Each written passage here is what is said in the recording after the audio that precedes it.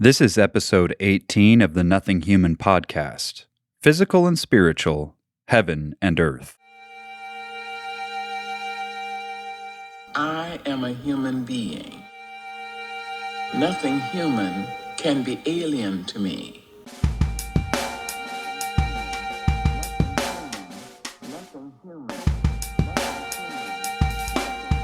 Welcome to the Nothing Human podcast, a biblically informed think space for exploring and articulating all the ways we make or break sense of human experience. I'm your host, Michael Minkoff. From my youngest days, I have been fascinated with categories of thought, those often unconscious filing mechanisms that invisibly populate our premises, direct our inquiries, and ordain our conclusions. Join me as we investigate and interrogate our assumptions in an effort to articulate a more cohesive understanding of human information within the superstructure of God's truth.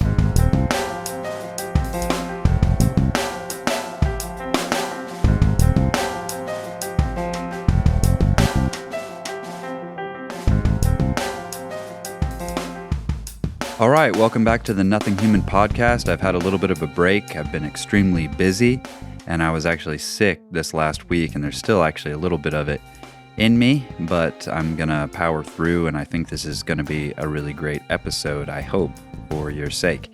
All right, my name's Michael Minkoff. This is episode 18, and today we're talking about the quite common distinction between physical and spiritual that you probably hear fairly regularly, and also why I don't think this distinction does a whole lot for us. So if you haven't listened to the last two episodes on soul and spirit and flesh and body, I recommend you start there because some of that will help prepare you for what we'll talk about today. But if you start here, you'll probably be fine.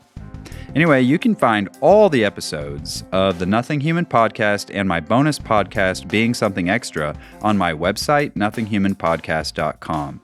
Please comment there on my website on the relevant episode if you have comments or thoughts. And do remember, please, to follow, rate, and review on whatever podcast platform you use. When you rate or review this podcast, it really helps me because it helps other people find this podcast. So if you think it's a good podcast and you think other people might be interested, please share it around because that really helps me out. And if you want to go one step further and financially support me and my family as I work to make these complex ideas more accessible to the sincerely curious within the superstructure of biblical truth, you can do that on my Patreon. And there's a link to my Patreon in the show notes. Thank you very much, every single one of you who has partnered with us on Patreon. We really do sincerely appreciate all that you're doing to help us do this because it makes this work more sustainable. And I'm really trying to do my best to make your investment in me worthwhile. Let me know if there's anything else that I can do. All right, well, let's get into our episode.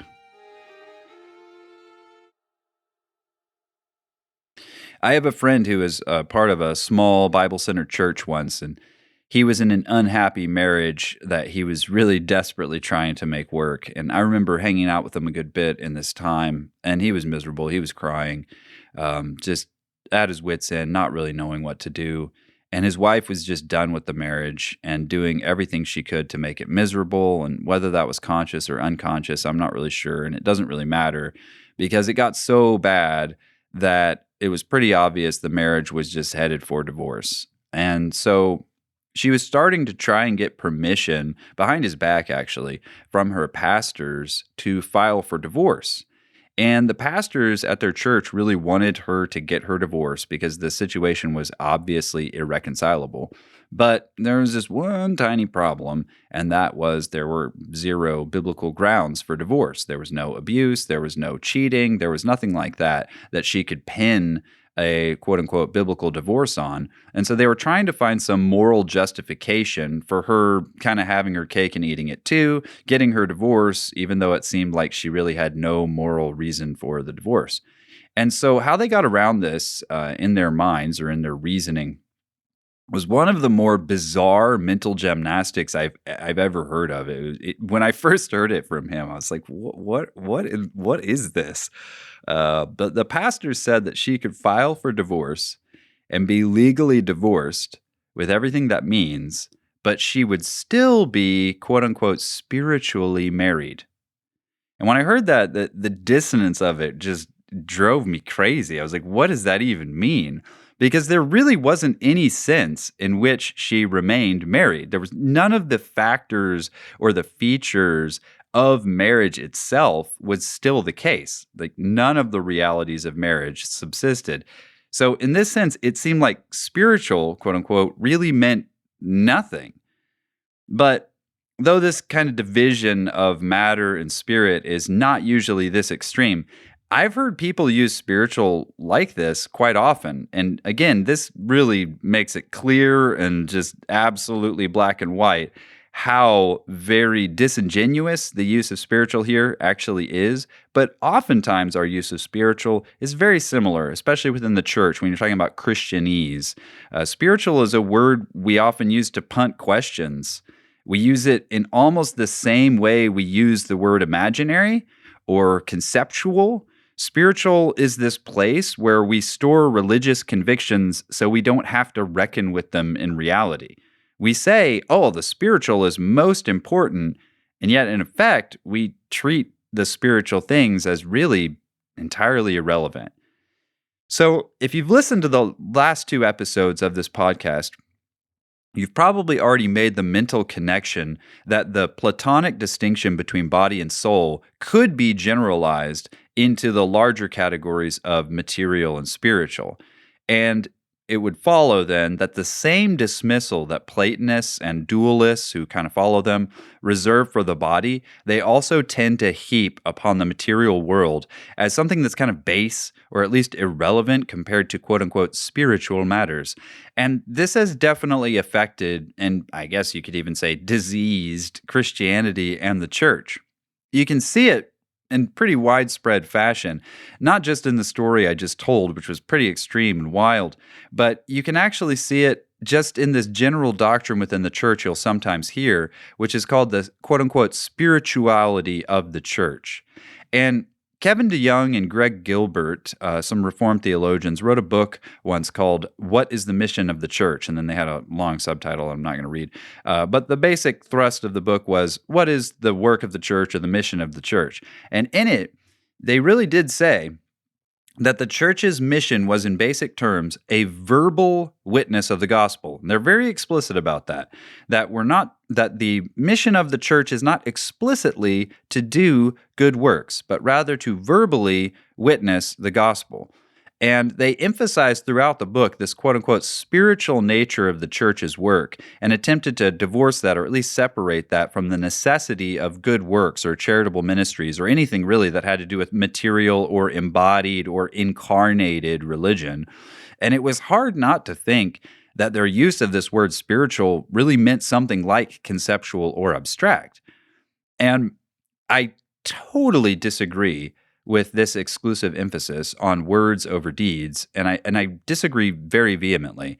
And practically speaking, I don't even think that DeYoung or Gilbert actually even agree practically with what they're saying, but it is a convenient way to avoid getting your hands dirty whenever you might want. Whenever it's convenient, you just pull the spirituality of the church card, and then voila, you can excuse yourself from whatever embodied or incarnational works you might deem too worldly minded or carnal or unspiritual or not gospel centered or Christ centered or whatever.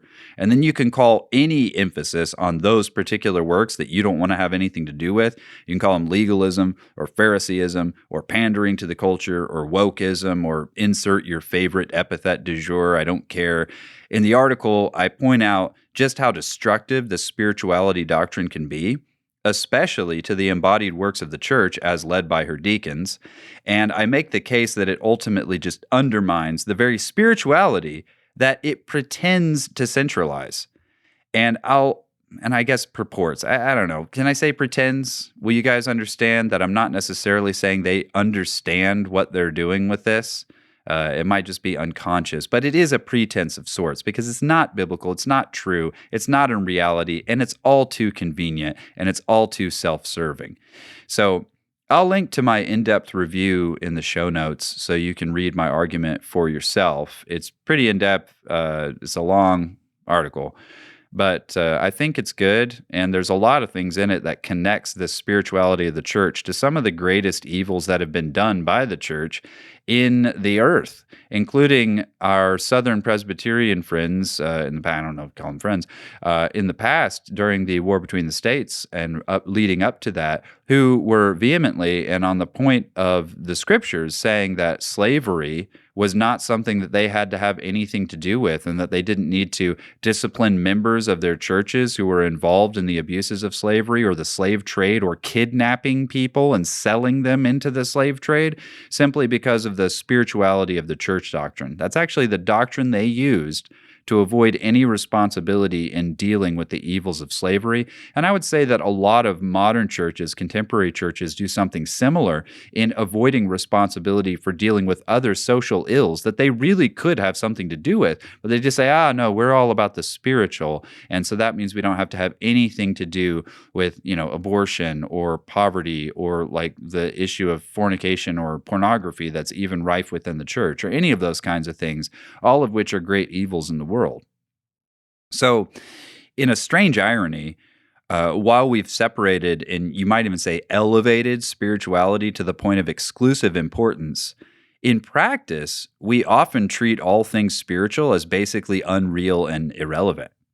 So we can think and say and make what we want of spiritual things because they don't resist our claims like the material world does. So just think about it. You have a banana, and no matter how much you say, this banana is an apple, it will just sit there, just sit there defying you by just being a banana. But on the other hand, you can say things like, I'm spiritually married. And who can say what that should look like or what that actually is or what that even means? Because once it's separated from your actual marriage, spiritual marriage means whatever you say it means, which is exactly where you want it. And it's like when people say, only God can judge me. They're doing the same thing because really what they're saying is, I refuse to be held accountable by anyone. But in reality, they don't think God's ever going to show up and judge them.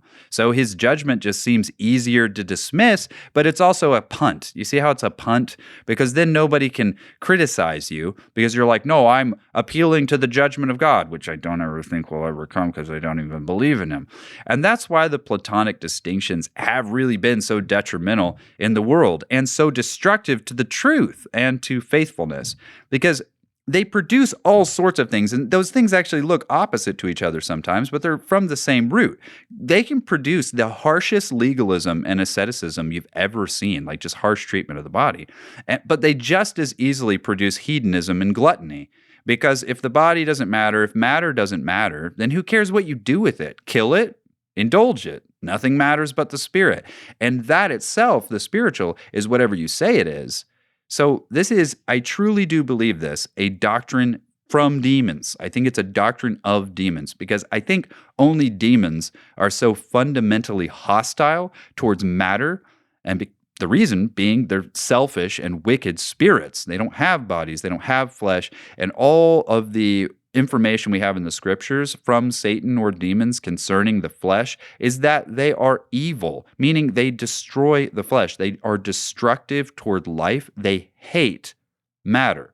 So, not only do they despise it in the sense of rejecting it because it's not like them, they actually want to destroy it. So whenever you're seeing a doctrine that seems to say spirits and the spiritual are elevated and flesh and the body are dismissed and ugly and despised, just wonder, where did that idea come from? And could it possibly be from Satan?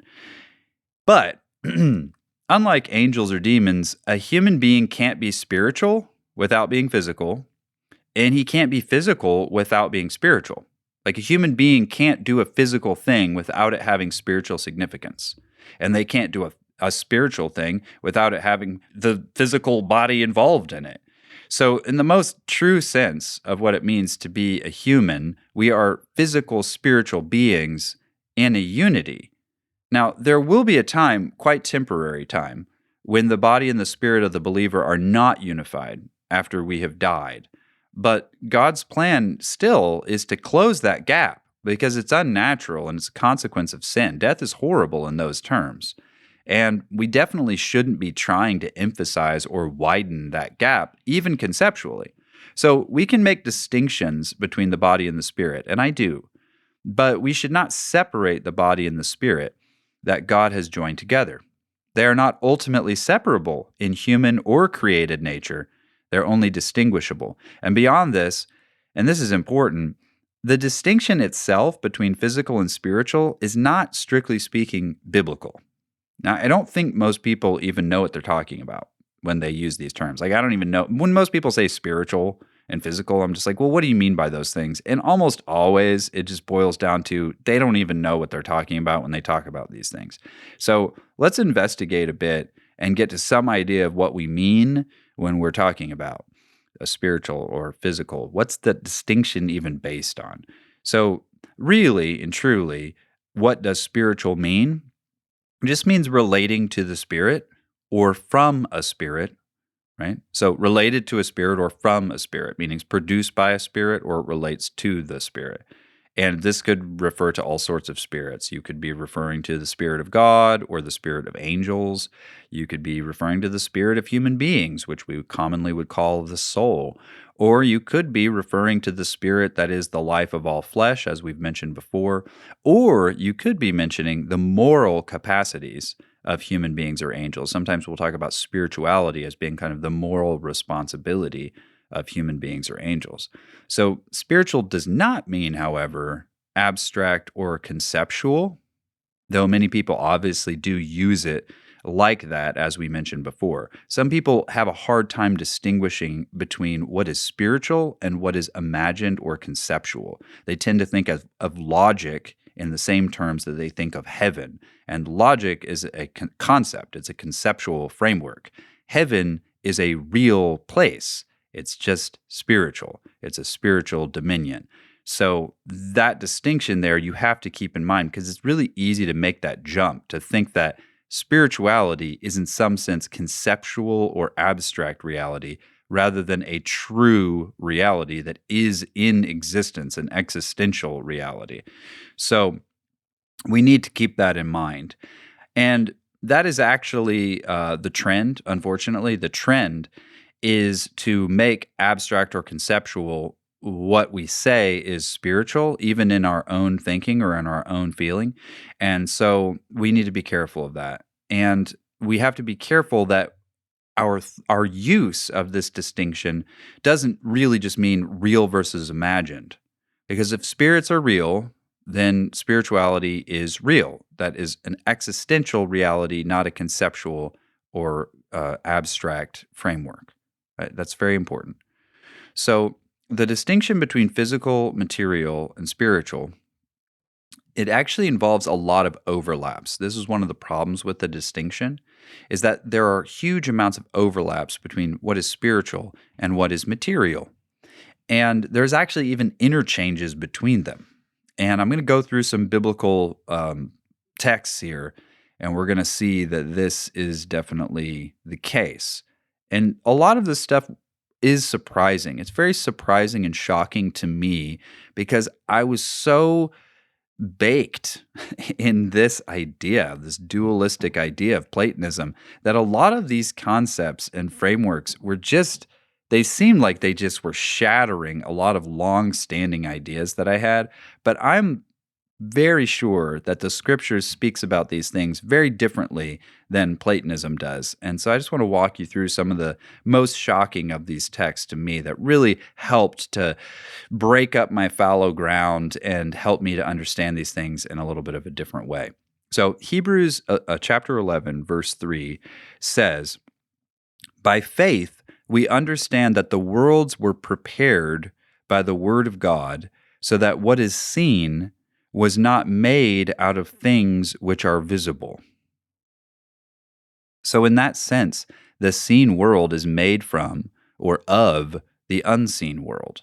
So, the material cosmos is spiritually produced. And further, the material reality has a spiritual significance and meaning and import because of where it came from and what made it. The Word of God made it. It is produced of the Word of God. It is meaningful intrinsically. So every single thing we do in our bodies has spiritual and moral significance. And the state of our bodies or our material environment can influence and sometimes even dictate the state of our souls. So there are things that you're doing with your body that is affecting your spirit. And you can't just say, oh, I just work on my spirit and then my body will follow. That's not always the case. When you talk about therapy, there's usually two different kinds of therapy that are talked about. The most common one, which has come from the intellectualist standpoint, is the talking cure, which is, you lie down on the couch and you talk your way through it. And once you've understood the situation, you can kind of fix it because, ideas have consequences. And if you think the right thing, then you'll do the right thing. That's one way of doing it. And it actually hasn't proven terribly effective for a lot of people, for a huge number of people, actually. Whereas what they call bottom-up or body cures, which are talked a lot about in the Vanderkolk book, Body Keeps the Score, which I recommend you read, he talks about all sorts of therapeutic models where you start with the body, and the reorganization of even posture and movement can affect the way the person is operating in their mind and in their spirit. And oftentimes those things have to interchange. They have to work back and forth in order to function. And part of the reason for that is that there's meaning in your body. Your body is not a separate thing from your spirit. The spirit in the body, and in some ways the body is in the spirit. And that's where things get really weird. Because you got to consider this contrast that we make between form and content. And if you're talking about form and content, think about it like that, okay? So form would be the exterior, content would be what's inside of it. And usually if you're thinking about the body or soul, or you're talking about material reality versus spiritual reality, you usually talk about souls being inside of bodies, almost like the bodies are the form or the vessel, and they hold the spirit. And we might consider the same thing about physical versus spiritual. Maybe the physical is a vessel that holds the spiritual. And in all these cases, the superficial material is the form, and the spiritual is the content, the substance. The spiritual fills the physical. And that word picture has a huge amount of weight, and it's not unbiblical. It is true. The word picture is true. The Bible does talk regularly about being, quote unquote, filled with the Spirit. And the Spirit is likened to breath, which comes inside your body, through your air pipe or whatnot. And, you can be filled with the Spirit like a vessel is filled. And that's a fine image, fine metaphor, fine word picture for one side of the truth. But it's only one side of the truth. It's only part of the truth, because the converse is also true. This is crazy because it's trippy to me, but let me show you that this is the case. So let's look at this famous passage in James 2, verse 26. There's a feature of it that I think we regularly pass over this particular feature, and it really sheds some light on this. So let's look at this. For just as the body without the spirit is dead, so also faith without works is dead. So I want you to notice the parallel there, because if you just listen to it, I'll read it again. Just as the body without the spirit is dead, so also faith without works is dead. So if you're considering faith as the spiritual component here and works as the material or physical component, that makes sense. You would think that faith would be parallel to the spirit then, and works would be parallel to the body, right? If faith is the spiritual component and works are the external or material component of what you're doing, it would make sense then that faith would be parallel to the spirit and works would be parallel to the body. But that's not what happens in the text. Notice what's actually happening. James reverses the picture that you have in your mind in the verse. He says that the body is dead without the spirit, and in the same manner, faith is dead without works. So actually, in this case, works is parallel not to the body, like we would expect, but to the spirit. In other words, faith could be considered the form of religion or the content of religion. Good works also can be considered the form of religion or its content. Now, James clearly focuses on faith as the form, not the content or substance of true religion for a particular reason. Note what he says true religion actually is, for instance. He says it's visiting the orphan and widow in their distress and remaining unstained in the world. So obviously, he's very interested in the content of good works. I mean, that right there is really that true religion is when you do the righteous thing that would mean that you are filled with true faith. And Paul, on the other hand, and sometimes they're pitted against one another, but really he's just coming at it from the other side, that he's viewing faith more as the content of religion and he's viewing works as the form. But the reason is he's not combating, antinomians, like anti-law people who just want to do whatever they want to do and be like grace, grace, grace, and I don't have to obey anything, like James is. So Paul is actually combating legalists, Pharisaical people who have all the works, but none of the faith. They have the form of works, but they don't have the content of faith. And so the main problem here is not which is the form and which is the content, because I think you can see scripturally speaking, sometimes the physics of it, the matter of it, the body of it is considered the content. And other times, the spirit of it is considered the content. And whether you think one is one or the other, it kind of just depends on the application. They're both important. They're both, in some sense, vital or essential.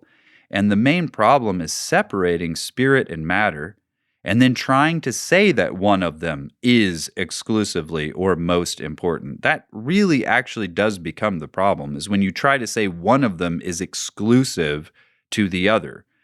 Okay, so this is the analogy that we're making to this. If you're talking about it in terms of form and content, you would say that material could be the form of reality and spirituality could be the content, right? Like we said before, the form would be the vessel and the spirit would be what's inside of it. It would be the content. And again, that is true. But also we could say that materiality could be viewed as the content of reality, while spirituality is the form or pattern of it. Notice how the tabernacle and the temple are built according to the, quote, pattern or literally type of heaven. In this sense, material reality can be thought of as the antitype or the substance of heavenly forms or of heavenly patterns. Consider Paul's declaration in Acts 17, where he says, in him, meaning in God, we live and move and have our being. So we are within God and within the Spirit, and God is within us, and everything is filled with spirit. Both of those things are true. And they both need to be true. Because without both being true, we might be tempted to downplay the essential importance of one or the other, and we might deny the vital interconnectedness of spiritual and material realities. I'm going to give you one more biblical example of this on just how integrated and inseparable these things are, because we're just too comfortable separating these things as if they could be separated. And I want to talk particularly about this, one of my favorite Proverbs, actually, Proverbs 6:23. For the commandment is a lamp, and the teaching is light, and reproofs for discipline are the way of life. Let's not skip over the details of this verse, because there's some interesting stuff going on here. For one, the commandment is like a particular commandment. I mean, you could look at a case law, like do not muzzle an ox while he's threshing. That's the commandment. The teaching or the instruction, the literal word here in the Hebrew would be Torah. The Torah within the mitzvah, the commandment, is what it means. So if you think about the commandment, it's sort of the vessel, and then the Torah or instruction or meaning of it is sort of what's inside of it. And you would say, oh, well, what's really important there is the Torah. What's really important there is not necessarily the commandment itself or the material realities of the commandment, but somehow if you could only separate out that internal information, you just throw away the husk of the commandment. The commandment isn't actually necessary. But notice here in this text how beautifully Solomon weaves these things together, because he says the commandment is the lamp and the Torah is the light that is in the lamp. Now, think about physically the metaphor that he is painting for you here. a lamp, like think about like a Aladdin's lamp, like, lamp like a genie in the lamp kind of a lamp. It has a little spout on the front of it, and has a wick that's in there, and it dips down, and there's oil inside the lamp, and that oil is actually not lit on fire because that would be terrible. But instead, you kind of soak the wick in the oil, and then you light the end of the wick, and it draws more oil and is not consumed, so that's how the lamp actually functions. If you've ever used like a hurricane lamp or any of those kinds of things, that's how they function. Now, the reality is that if you do not have oil inside that lamp and there's no, fire there, well, yes, it's true that you will have no light, and that lamp is basically worthless to you for that purpose. If all you have is the lamp, but you don't have any light, well, the lamp is basically useless for its purpose. But think about the other option. What if you don't have the lamp and all you have is what? A light? Like, how? Where is the light in? Like, what is it being held in? Like, how is it actually becoming useful or functional to you? Because if you light oil on fire, I mean, you just have a grease fire. It's not actually useful without the lamp. So that's a really interesting interplay there, which is one of the reasons that this text finishes with this reproofs for discipline are the way of life, because it's through reproof and correction and discipline, the interplay between the lamp and the light, that really you pursue life. You can't have one without the other. You have to go, in a sense, almost traveling, interchanging, traversing, shuttling back and forth in this interplay between the lamp and the light. Because you do have to care for the lamp to make sure that it functions properly, and you have to maintain and preserve it. And there are features of the lamp that are accidental to its purpose. There might be engravings on it, or it might be studded with jewels or whatever, and that stuff's not as important. And if you get so stuck on that idea of like, oh, look at this beautiful lamp that has all of these jewels on it and all these engravings on it, and it's made of pure gold and all this kind of stuff. If you get so stuck on that kind of stuff and you don't actually have even a lamp that's got light in it, then that's pretty worthless. At the same time, if there's holes in the lamp and the oil is seeping out, or if you have your wick cut or trimmed improperly, or any of these kinds of things, that really does affect how useful the light will be and how much the light will function. So there's interplays back and forth. It's actually really important to recognize in this analogy that both things are essential. You can't have light if you don't have a lamp, and you can't have a lamp without light that's still functioning as a lamp and useful as a lamp. And so both of the things are important. Form and content, both are important. And as we saw before, they actually have an interchange and an interplay where sometimes what you think is the form turns out to be the content. Sometimes what you think is the content turns out to be the form. So all that said, I think we can see pretty clearly, I hope, that the distinction of physical versus spiritual proves pretty muddy and pretty ambiguous at its best. Like at the best, it's pretty muddy and ambiguous. And it often leads to a separation between form and content, or an order of priority for form and content that the Bible doesn't really endorse. The Bible doesn't really say, oh, what's really, really important is the form, and you can have that without the content. Well, I mean, you can, but it's also useless and does not function well according to its purpose. So you're not even really having the form at that point. And the form is always going to be tweaked and changed in ways that are very unhelpful if it's not being used for the purpose that it was intended to be used for. So you can see how that kind of works, right? But there are other people who say, oh, the only thing that matters is the content, and you could have that without the form. And that's also not true. Because, again, grease fire, the oil's just on fire on your table. That's not functional light. At least it's not sustainable. It doesn't last. It's one of the reasons why the whole spirituality versus religiosity, I'm spiritual, not religious thing, doesn't really make a whole lot of sense to me. Because spirituality doesn't sustain without religion. Religion has no life without spirituality. So I understand if you're saying, oh, I'm not like a lot of religious people who have kind of removed the spirit and are killing with the letter. Sure, I get that. But the reality is the letter is important because it is the vessel within which that spirituality is sustainable. And that's actually really important then to draw them together and to maintain them together and to recognize they're both essential. So maybe you, like me, are feeling like physical versus spiritual, it just isn't all that helpful. And you're thinking, are there better distinctions or better ways of thinking about these distinctions that maybe would be a little bit more biblical? Well, I don't know exactly if there's an exact way to replace physical and spiritual. I think whenever you hear people say that, maybe just say, hey, what do you mean by that? Maybe think yourself, like, what do I mean by these words? What do they mean to me? And maybe that'll be helpful. But here's some contrasted pairs in the Bible that we can consider using instead. And they don't have exactly the same Platonic dualistic baggage that come along with them. Well, they don't unless you add them in later, which unfortunately some people have done. Okay, so the first category set that I would say is related to physical and spiritual, but isn't exactly the same, would be this contrast of heaven and earth. Heaven and earth that you see within the scriptures regularly, heavenly, earthly, or heaven and earth.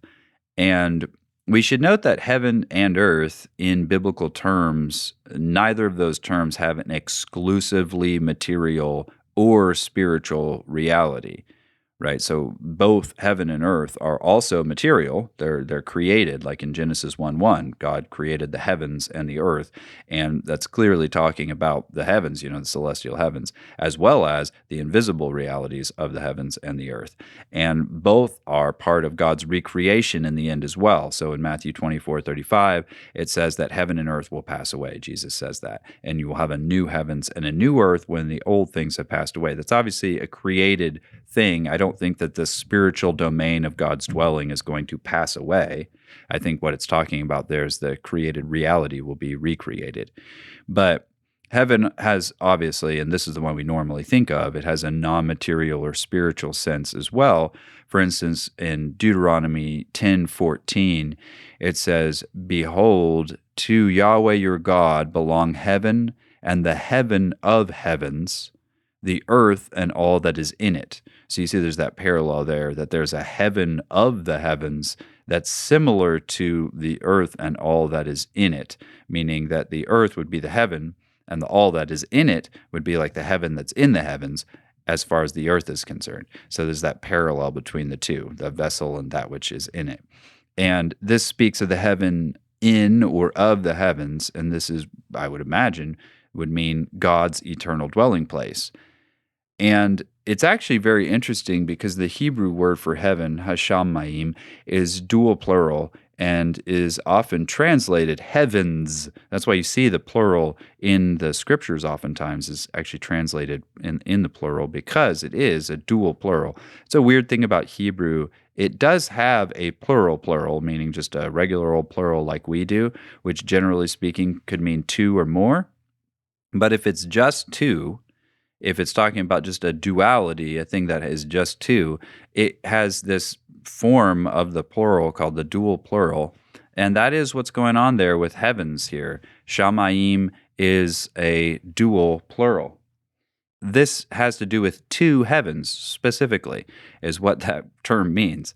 And a lot of people say it's just incidental because technically speaking, the word for heaven in the Hebrew Old Testament literally means the waters there, and water is a dual plural. So perhaps he's just saying, that because water, mayim, is a dual plural, that shamayim, the waters there, ends up being a dual plural just incidentally. But I don't think that there's very much just incidental that happens within these choices that God made within the scriptures, for one. But also, we have the idea of the heavens being a waters, right? So, and there's a rakia or a space between those two waters, and above the one water is the heaven of the heavens, meaning the dwelling place of God. If you look at Ezekiel, it's above the sea of glass, the waters of glass. Above that is his throne and his dwelling place. And so there actually are two waters talked about, even in those terms, in the prophetic books.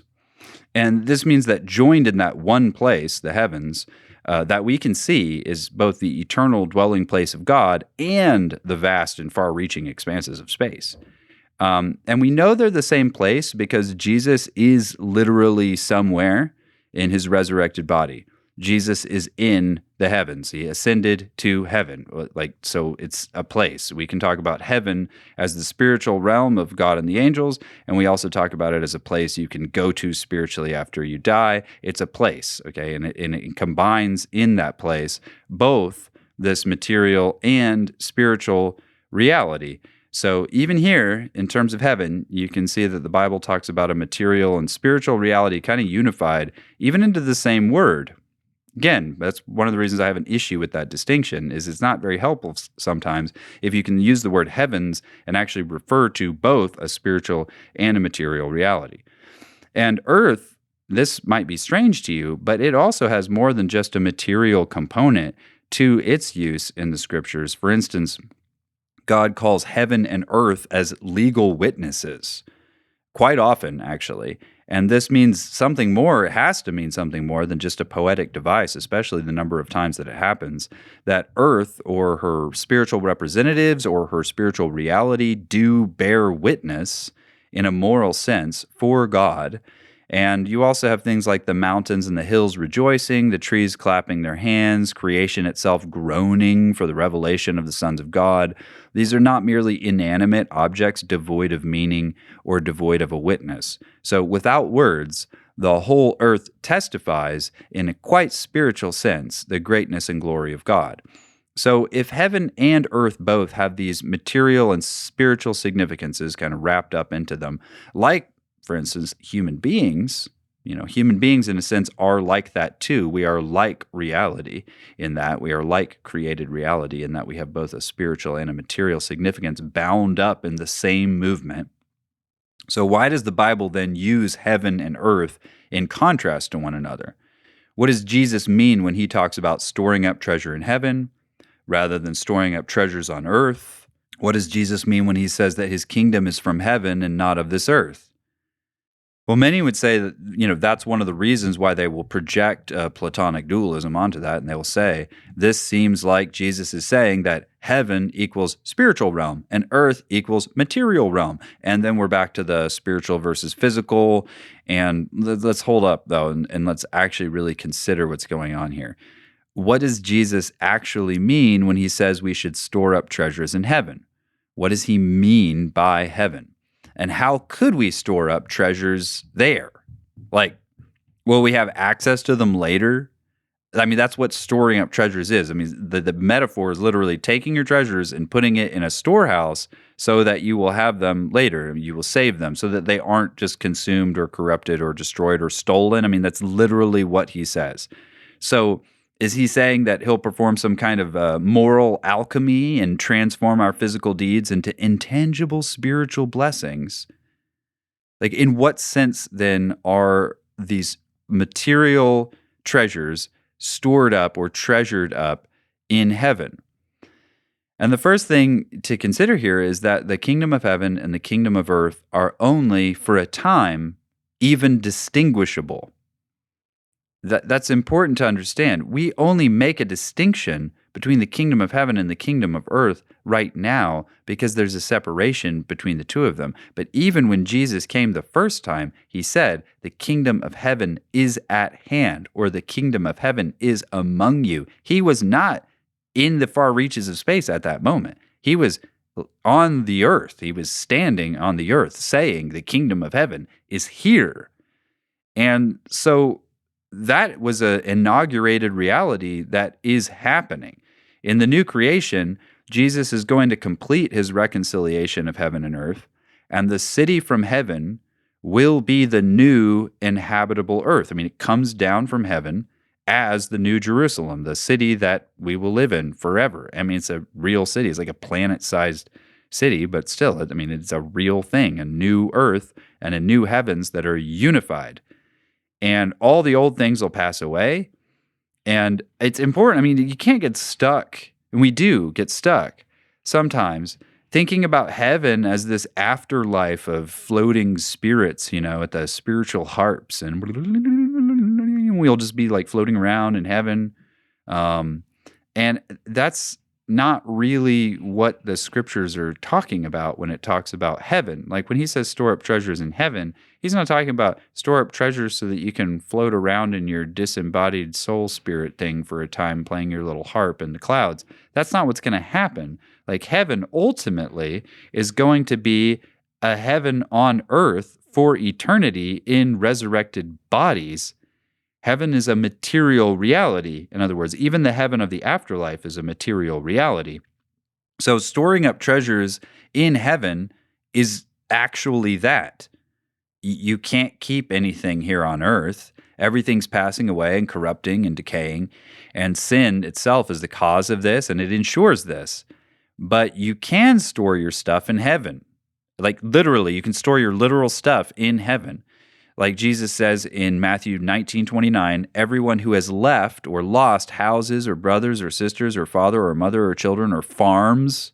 I don't know why he has the family in between houses and farms on the parentheses of that, but that's interesting. Anyway, whoever loses those things or left those things for my name's sake will receive many times as much and will inherit eternal life. So meaning eternal life is a thing, right? And you would say, oh, that's the spiritual blessing. But he's also saying they're going to get houses and farms and family members and stuff that they lost. They'll get that back and much more and inherit eternal life. So the reality is that he's talking about an investment project, but it is a real one, meaning the material things that you devote to the kingdom of heaven now, you're investing them in the kingdom of heaven, which is coming to earth and will eventually be one with the kingdom of the earth and in some sense be unified and reconciled.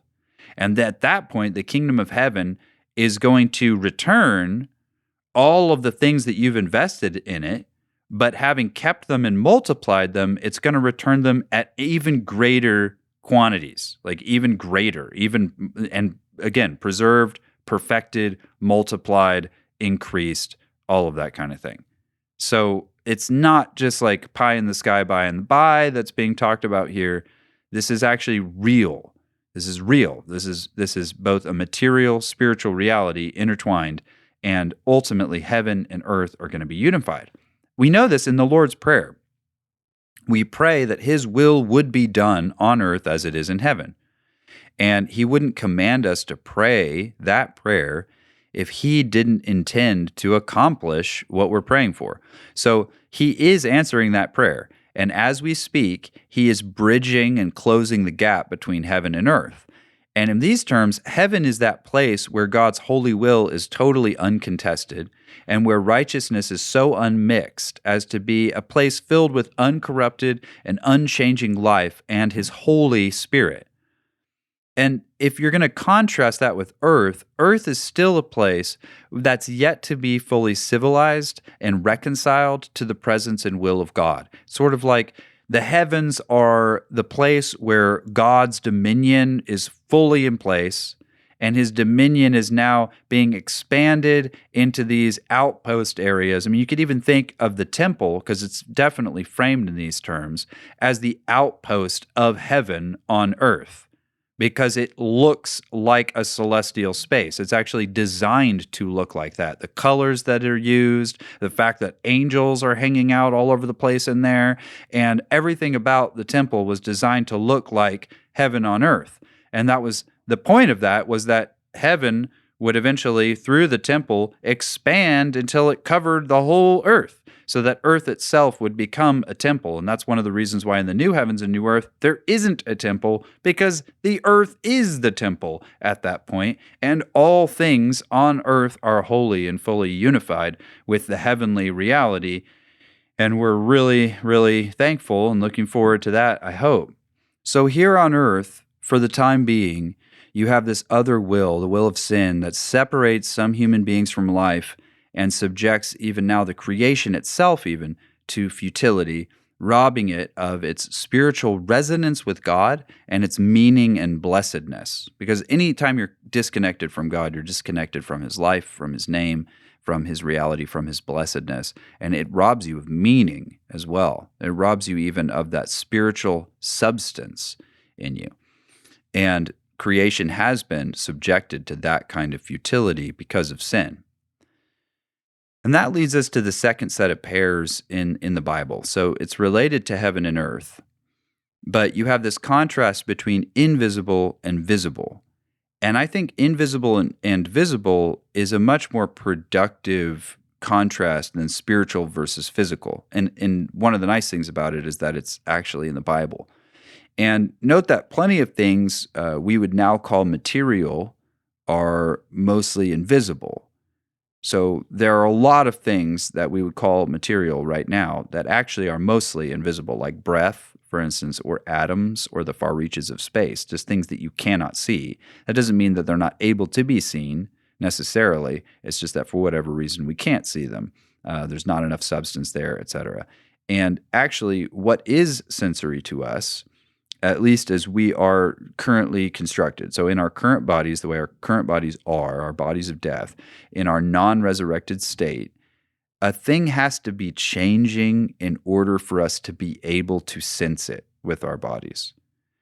And this is in the scriptures as well. It's interesting. In 2 Corinthians 4, verse 17, Paul writes, "For momentary light affliction is producing for us an eternal weight of glory far beyond all comparison. While we look not at the things which are seen, but at the things which are not seen, for the things which are seen are transitory or temporal, but the things which are not seen are eternal." Now, oddly, this verse is actually literally true. Our senses literally rely on something changing in order for us to be able to detect a difference. So the transitoriness of things is part of the reason why we're even able to see them. They're difference detectors. That's what our senses are. Our senses are actually difference detectors. We need a difference in order to sense something. You don't feel heat objectively. You feel a difference in heat. You don't see things that are not in some state of energy decay or transition. And there's actually a lot of visual experiments that have proven this, including some phenomenological experiments by both Descartes and Goethe. Goethe's experiments with optics are really fascinating. You should totally check them out. They're super bizarre. So I do recommend that you check out their experiments. There's a few of them that indicate when a thing is not changing, that it just becomes invisible.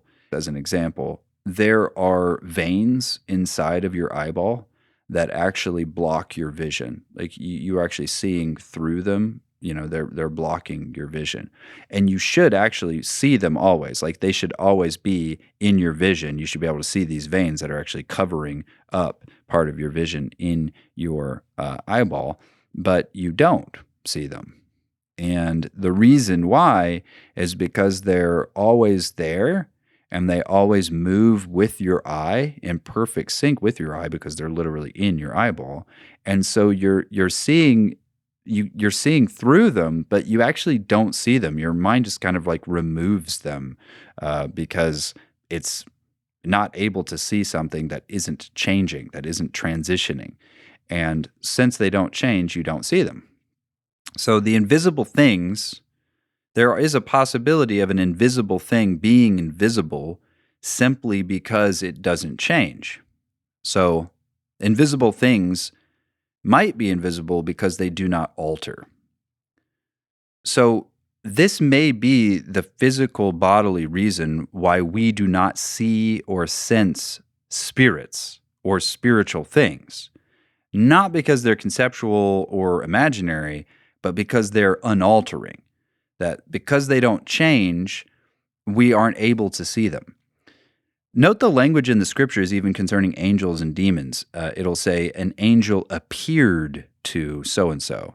It doesn't, I don't know of any place where it says that so and so saw an angel.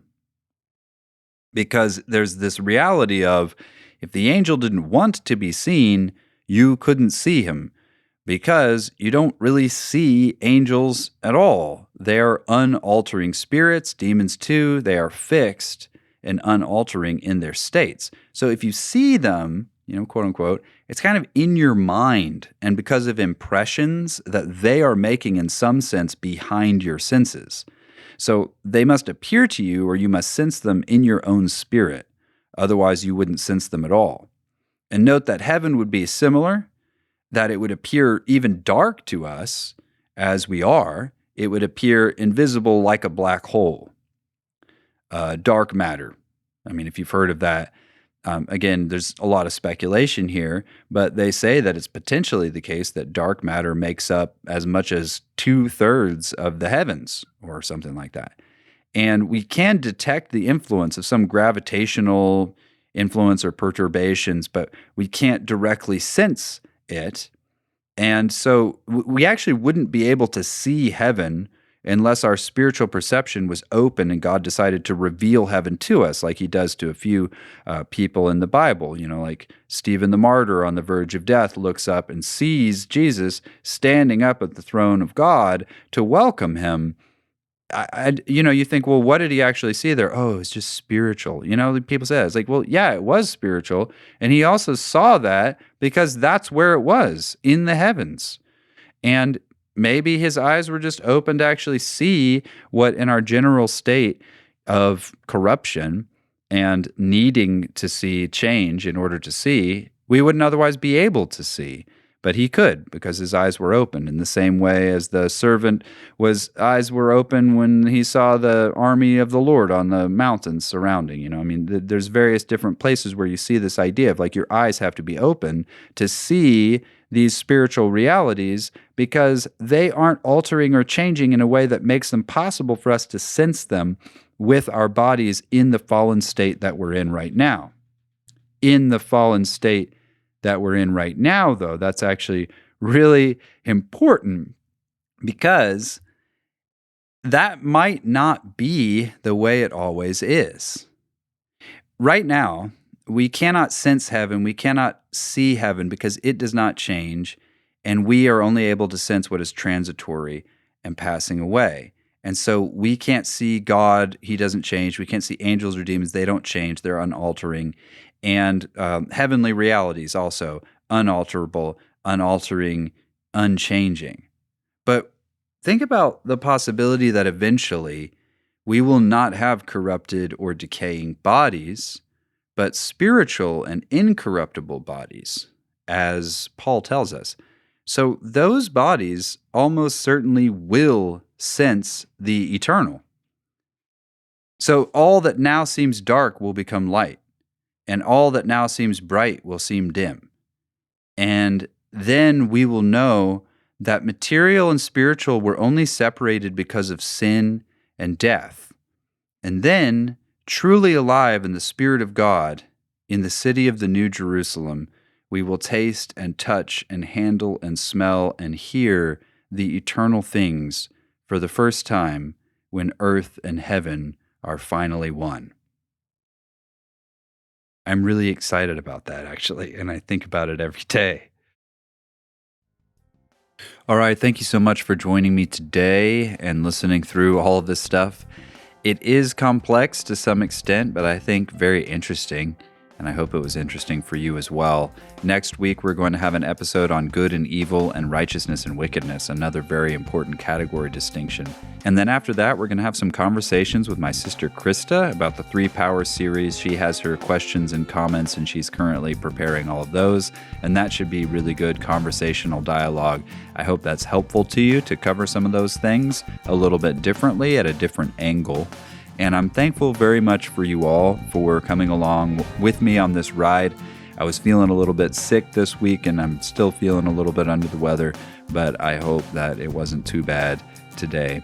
You can find all the episodes for Nothing Human Podcast on my website, nothinghumanpodcast.com. And please do go there with your thoughts or comments if you have any. And would you please also rate and review this podcast wherever you listen to it so that other people can find it? That would mean a lot to me. Thank you so much. Until next time. I am a human being. Nothing human can be alien to me.